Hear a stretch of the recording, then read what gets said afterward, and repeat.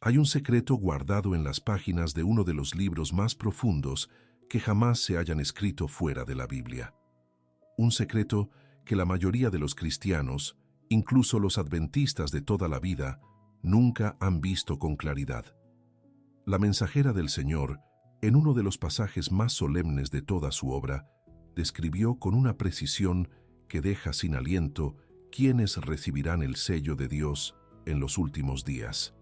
No es una lista de los perfectos, no es el registro de los que nunca fallaron. Es algo mucho más profundo, mucho más personal, y para algunas personas, especialmente la quinta señal, absolutamente sorprendente. Antes de continuar, cuéntame en los comentarios desde qué país o ciudad nos estás acompañando hoy. Saber desde dónde llega esta palabra es una bendición enorme para nosotros. Y ahora, sigamos juntos, porque vivimos en una hora en que esa pregunta ya no es académica, ya no es para los seminarios teológicos, ni para los estudiantes de profecía. Es para ti, para mí, para cada corazón que hoy está buscando a Dios con la angustia callada de quien siente que el tiempo se acorta. Y tiene razón, el tiempo se acorta. El libro de Apocalipsis habla de un sello, no de una señal exterior, no de un tatuaje visible, no de una marca en la frente que los demás puedan ver con sus ojos físicos.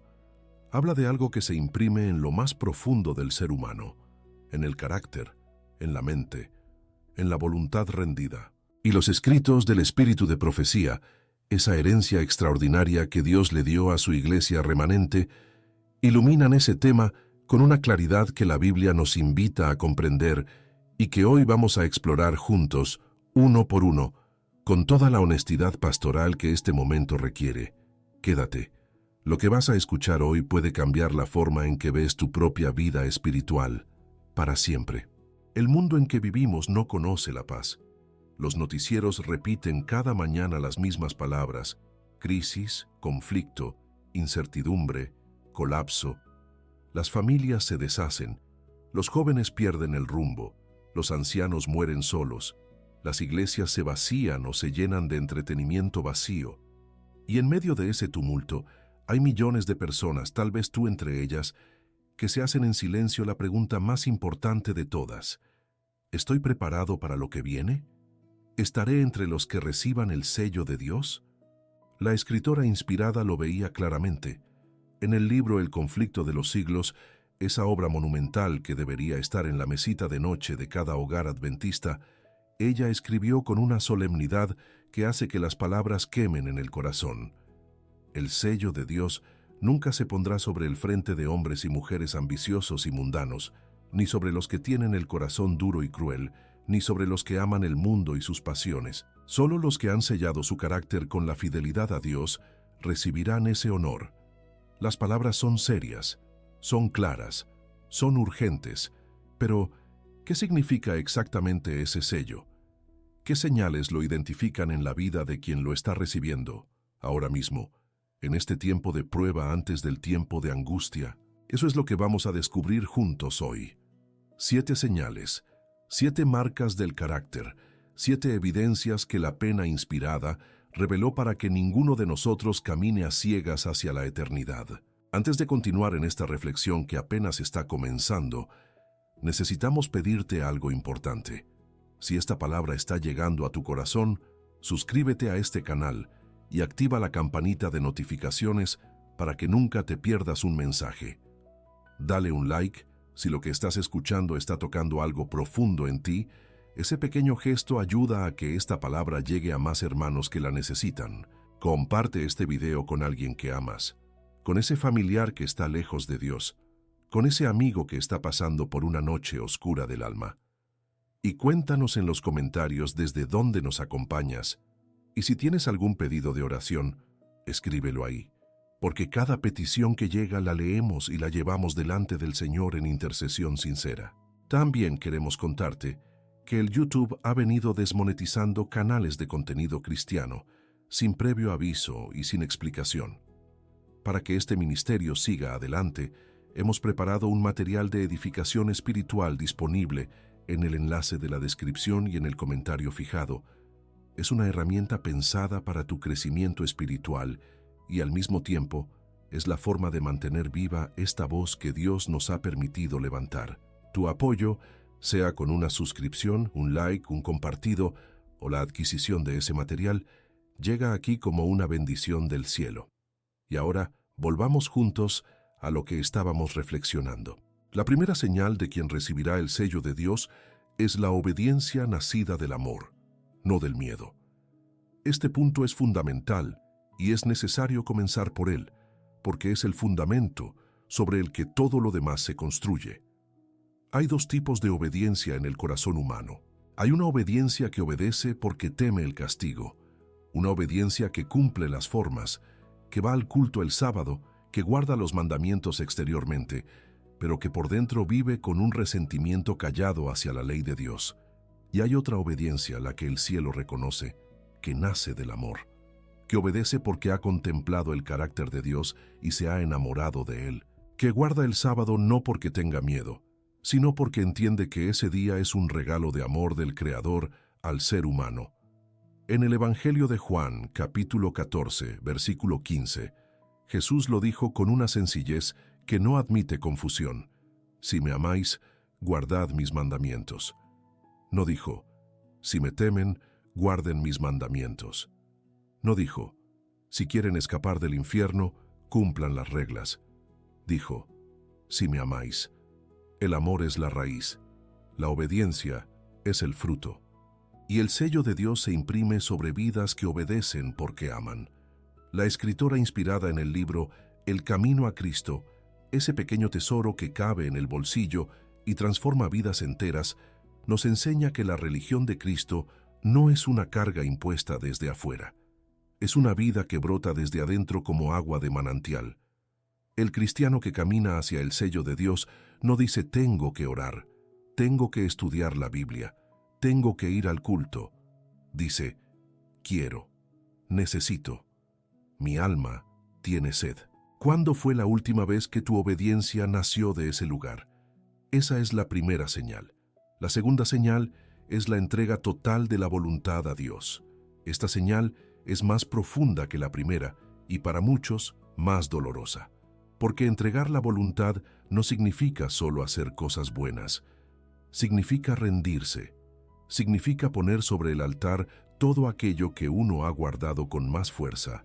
Los planes, los sueños, las ambiciones, las relaciones, la propia vida. Significa llegar al punto en que el alma puede decir honestamente, Señor, no mi voluntad, sino la tuya. Ezequiel, en el capítulo 9 de su libro, describe una visión terrible y solemne. Un hombre vestido de lino puro, con un tintero en la mano, recorre las calles de Jerusalén con una misión específica: poner una señal, una marca, en la frente de los que gimen y se lamentan por las abominaciones que se cometen en medio de ellos. No pone la marca en los perfectos, no la pone en los que nunca cayeron. La pone en los que sienten el peso del pecado y lloran por él, en los que no se han acostumbrado al mal, en los que su voluntad sigue siendo sensible a la voz del Espíritu. Ese es el sello. Esa es la marca. Una voluntad que no ha endurecido, una conciencia que todavía duele cuando Dios duele, un corazón que todavía se quebranta delante del Señor. En los escritos del Espíritu de profecía, específicamente en el conflicto de los siglos, encontramos que quienes reciban el sello de Dios serán aquellos que hayan rendido su voluntad a Él en los días de prueba, no en los días de crisis cuando no hay otra opción, sino ahora, mientras todavía hay tiempo, mientras el Espíritu Santo todavía hace su obra suave y paciente en el corazón. ¿Hay algo en tu vida que todavía no has puesto sobre ese altar? Esa es la pregunta que la segunda señal nos hace. La tercera señal es la mansedumbre del carácter. Hay una confusión muy extendida en el mundo cristiano de nuestros días. Muchos confunden la mansedumbre con la debilidad. Creen que una persona mansa es una persona que no tiene carácter, que no tiene firmeza, que dice amén a todo para no causar conflicto. Pero eso no es lo que la Biblia ni los escritos del Espíritu de profecía enseñan. El Salmo 37, en los versículos 10 y 11, dice algo que el apóstol Mateo retoma en el capítulo 5, versículo 5 del Nuevo Testamento. Bienaventurados los mansos, porque ellos recibirán la tierra por heredad. Los mansos, no los perfectos, no los sin defecto, los mansos. ¿Y qué es la mansedumbre bíblica? Es la fortaleza sometida.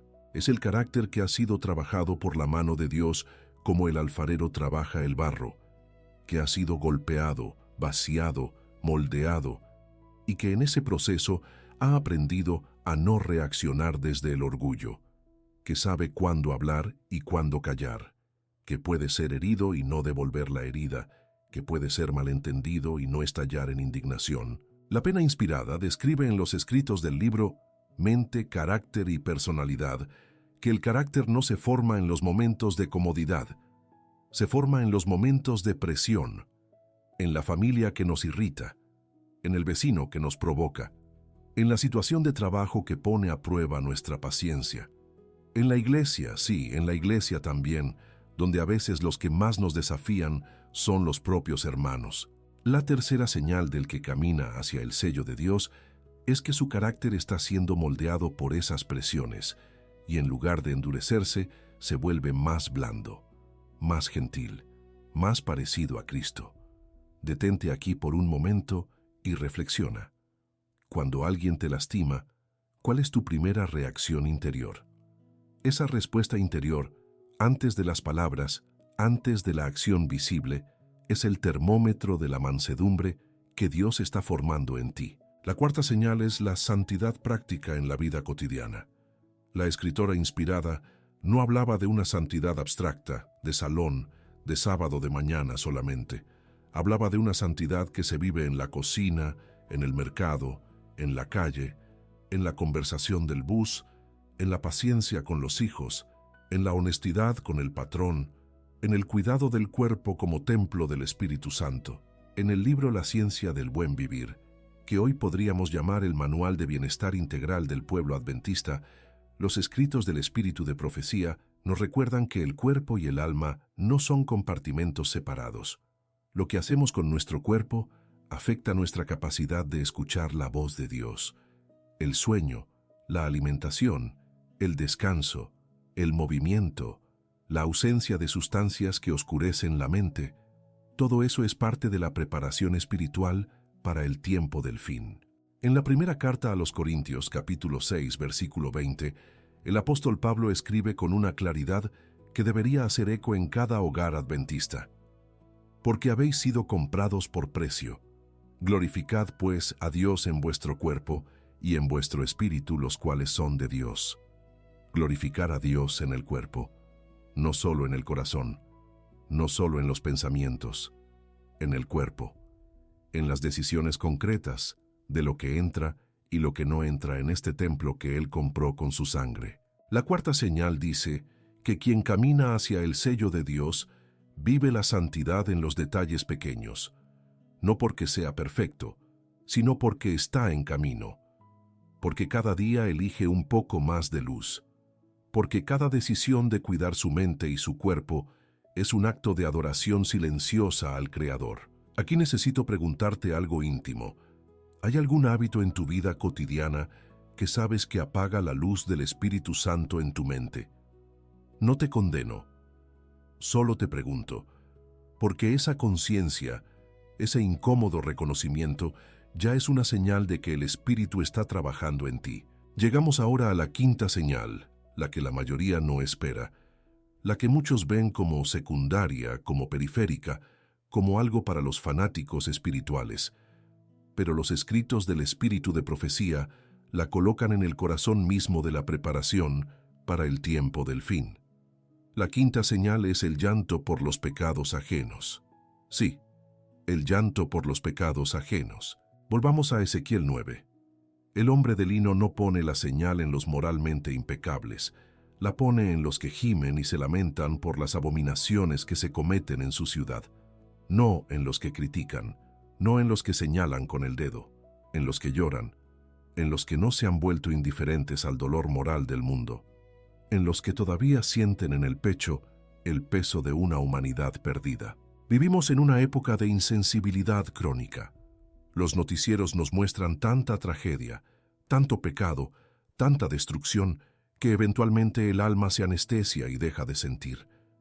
Eso es un peligro espiritual enorme, porque la persona que no siente el peso del pecado ajeno, que puede ver la maldad del mundo y encogerse de hombros, que puede ver la iglesia tibia y no sentir ninguna tristeza, que puede ver a sus propios hijos lejos de Dios y haberse acostumbrado, esa persona está en un punto de peligro que no siempre reconoce. La pena inspirada en el conflicto de los siglos describe que en el tiempo del fin, los que recibirán el sello de Dios serán aquellos que lloran y gimen por las abominaciones del tiempo, no los que acumulan conocimiento profético, no los que predicen fechas, los que lloran, los que todavía tienen el corazón suficientemente blando para sentir lo que Dios siente cuando mira a su mundo perdido. ¿Cuándo fue la última vez que lloraste? No por tus propios problemas, sino por alguien más, por un familiar que se aleja de Dios, por la frialdad espiritual que a veces ves en tu propia iglesia, por el sufrimiento de personas que ni conoces.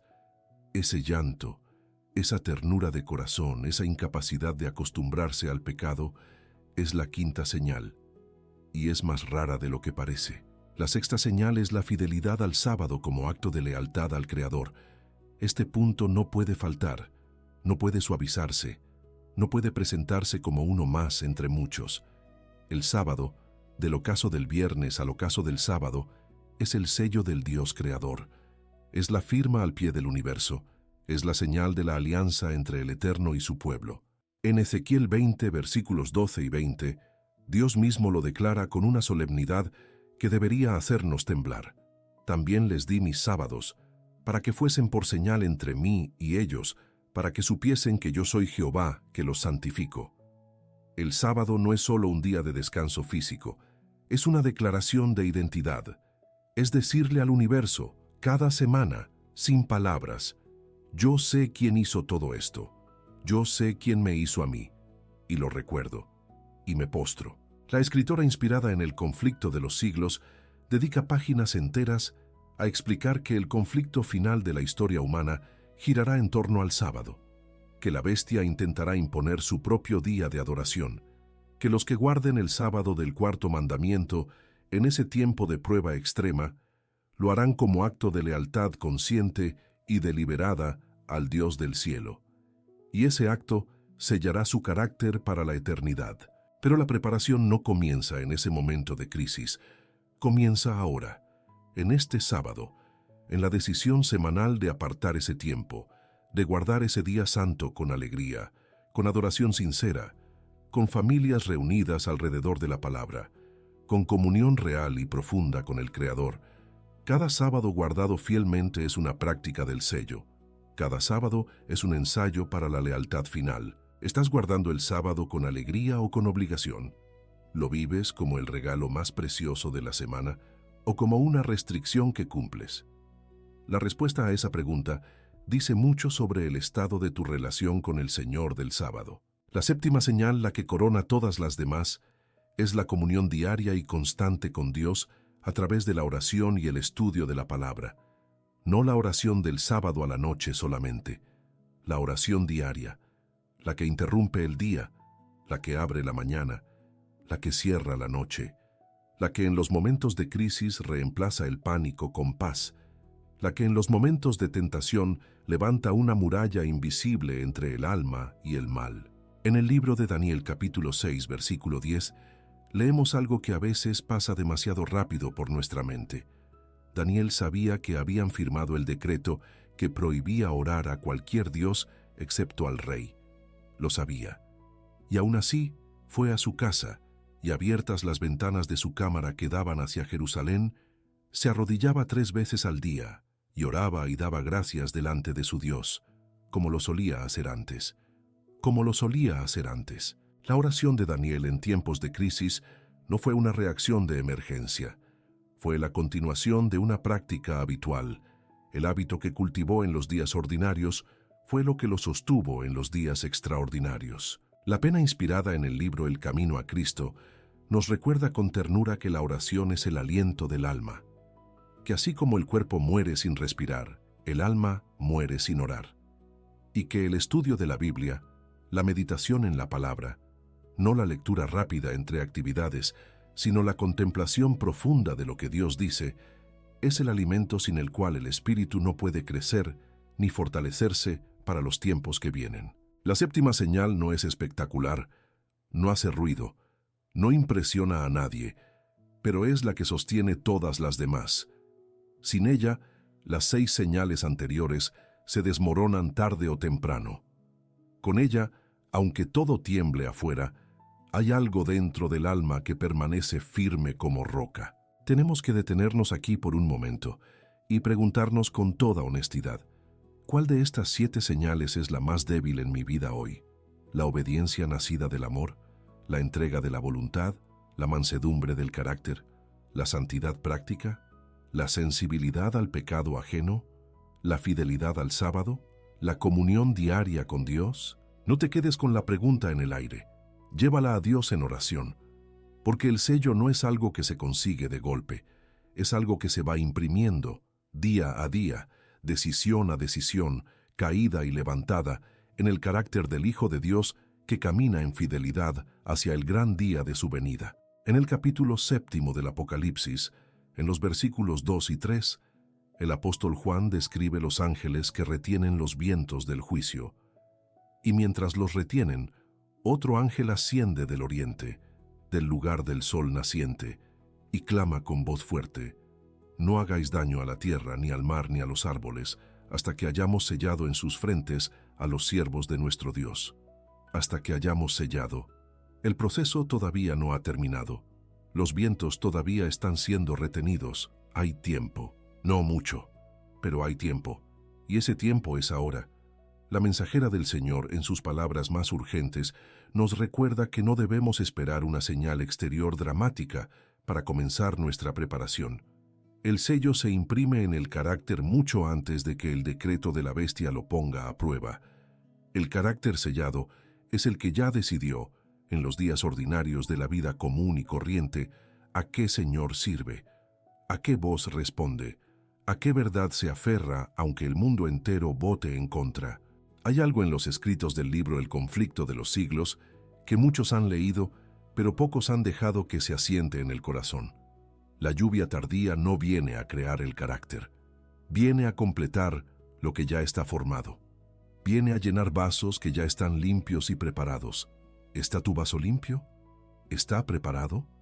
Esa no es una pregunta retórica, es la pregunta más importante que cualquier persona puede hacerse en este momento de la historia del mundo. Vivimos en el tiempo en que el ángel del sello todavía está trabajando. Todavía hay espacio en esa lista.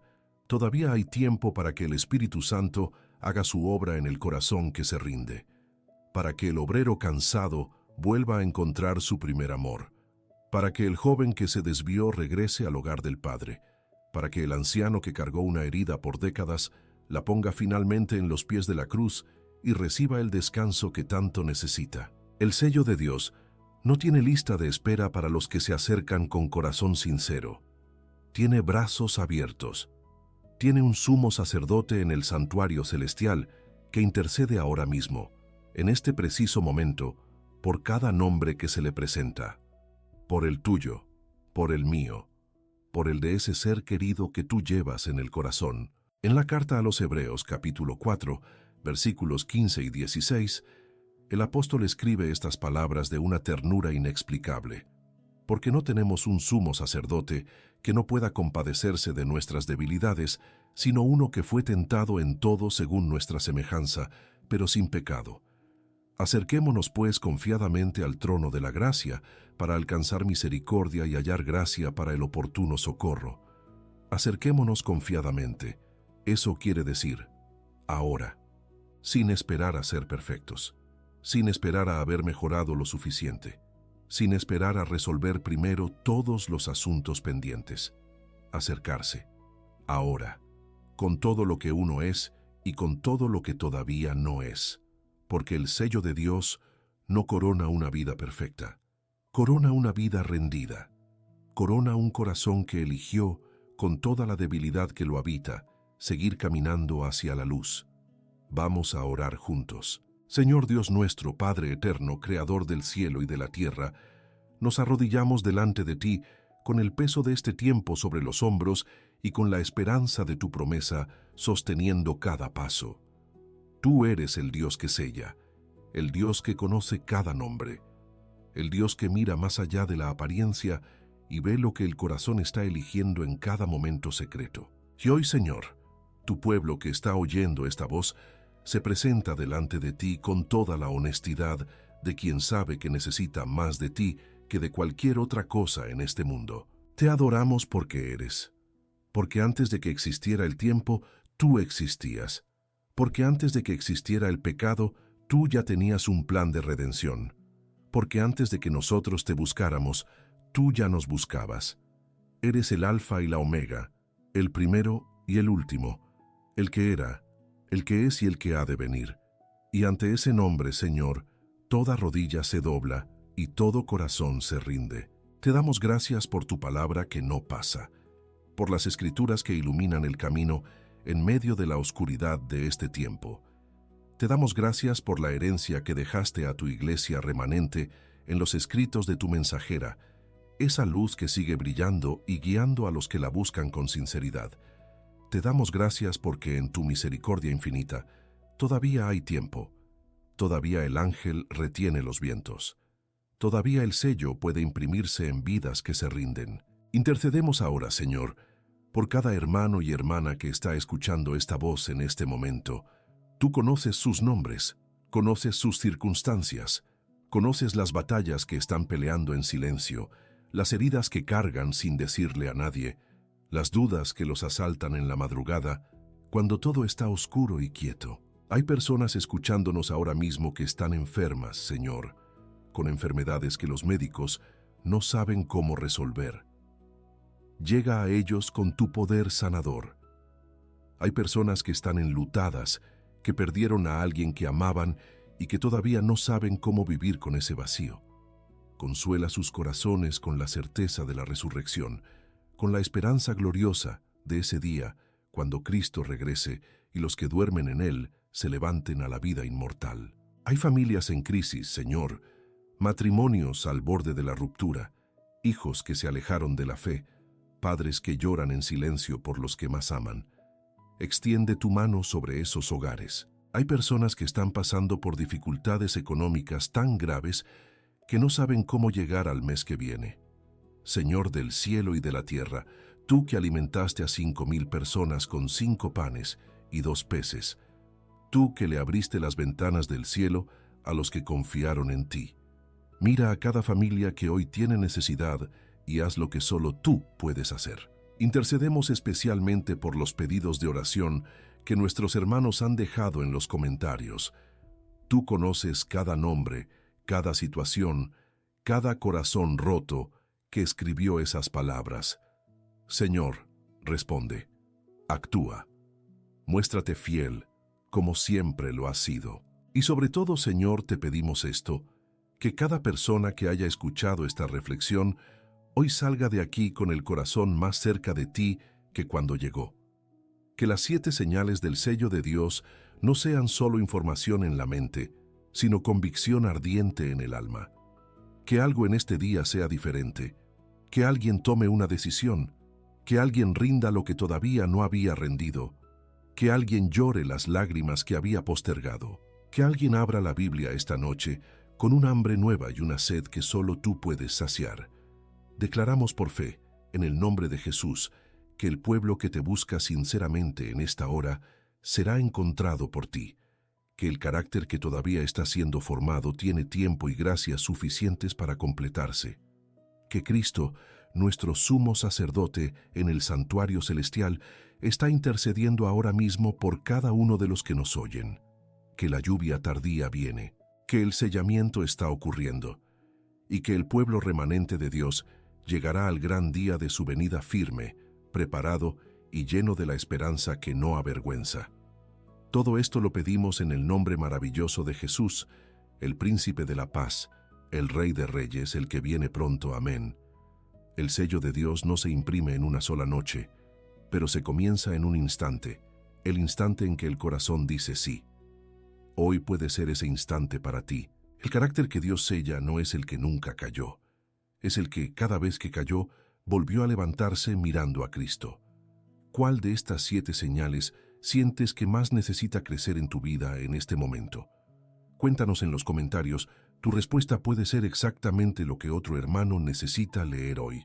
Comparte esta reflexión con alguien que amas, con ese familiar que todavía no conoce la profundidad de esta esperanza adventista, con ese amigo que está buscando a Dios sin saber exactamente qué está buscando. Esta palabra puede llegar exactamente en el momento en que esa persona más la necesita. Que el Señor de los ejércitos te guarde, te guíe y te sostenga hasta el día glorioso de su venida. Hasta la próxima reflexión, que el sello de Dios sea impreso en cada corazón rendido. Maranata, ven, Señor Jesús.